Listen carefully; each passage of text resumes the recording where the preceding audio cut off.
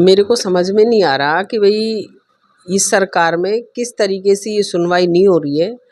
क्योंकि अभी 20-25 दिन पहले तो आए गांव में, गांव से 2 दिन बाद में अलवर में आए। अलवर में आके ताले वाले तोड़ दिए, सामान इधर उधर कर दिया।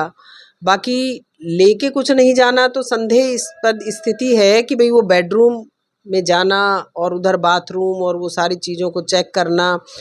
और उसके 20 दिन बाद ही आप सोचिए कि वो वापस से यहाँ आते हैं और वो 10:30 बजे, पौने 11 बजे आता है। कोई भी ये 2 आदमी है, उधर छाया भी दिख रही है, उसमें सीसीटीवी कैमरे में कैद भी हुआ है। वो आता है, छत पे घूमता है और छत पे घूम करके वापस वो जाता है। फिर 11:30 बजे वो वापस आता है, कुछ हथियार लेके आता है। वो आप देखेंगे कि कितना बढ़िया एक ये बड़ा सरिया है जो भारी है, एक हाथ से उठ भी नहीं सकता, और वो भी उसने ले रखा है। तो क्यों वो आ रहा है बार बार हमारे घर पे? हमने पिछली बार रिपोर्ट भी दर्ज करा दी है शिवाजी पार्क थाने में। मैंने आईजी साहब को, एसपी साहब को, और मैं कल डीजी साहब से भी मिल के आई हूँ कि ये टेंशन का विषय है कि वो किस उद्देश्य से यहाँ पर आ रहे हैं। क्या वो कोई किसी को, हमको हानि पहुंचाना चाह रहे हैं? अब मुझे पूरा डाउट है कि वो हम में से किसी ना किसी को मारना चाह रहे हैं, क्योंकि नहीं तो तीसरी बार एक घर में आने का क्या मतलब है? चोरी उसे करनी नहीं है, कुछ लेना देना नहीं है, तो वो बार बार हमारे ही घर पे क्यों आ रहे हैं?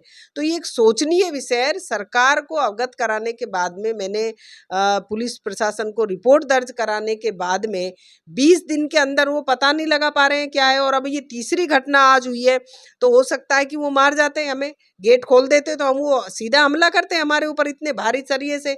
और उसमें शायद मेरे को लग रहा है कि पुलिस क्या इंतजार कर रही है, हमें मरने का इंतजार कर रही है क्या सरकार हमें, कि मरने के बाद में कुछ करेगी क्या? इतनी टेंशन हो रही, पूरा परिवार हम रात से बैठे हैं कि भाई ये ऐसी घटना क्यों हो रही है, क्या कारण है, कौन है इसके पीछे? ये पता लगाया जाना चाहिए कि साजिश क्या है किसी की। मेरे को तो ये समझ में नहीं आ रहा कि भाई ये साजिश क्या रच रही है, कोई क्या क्यों आ रहा है, एक ही घर पे क्यों बार बार आ रहा है? और रात को आना, फिर 10 बजे आना, फिर जाना, फिर हथियार लेकर के आना, तो कोई ना कोई बहुत बड़ी साजिश है। और इसका मैं तो सरकार से मांग करती हूँ कि सरकार सो रही है क्या भाई? आप महिलाओं की क्या सुरक्षा की आपको नहीं है क्या? एक एमएलए साहब को धमकी दे रहा है, कोई ट्रेस कर रहे हैं एसपी साहब के मोबाइल, और अब मेरे खुद के घर पे इतना हो रहा है, मैं सबको सूचित कर दिया है, फिर भी नहीं कर रहे हैं। तो क्या हमारे मरने के बाद में पुलिस प्रशासन जागेगा क्या? मैं तो आपसे उम्मीद रखती हूँ कि आप भी पुलिस प्रशासन को जगाने का काम करें। और मैं ये सोचती हूँ कि जल्दी से जल्दी ये केस खुलना चाहिए, नहीं तो हम हमारे सब लोग मिल करके हम सरकार को चेतावनी देंगे कि हम क्या कर सकते हैं।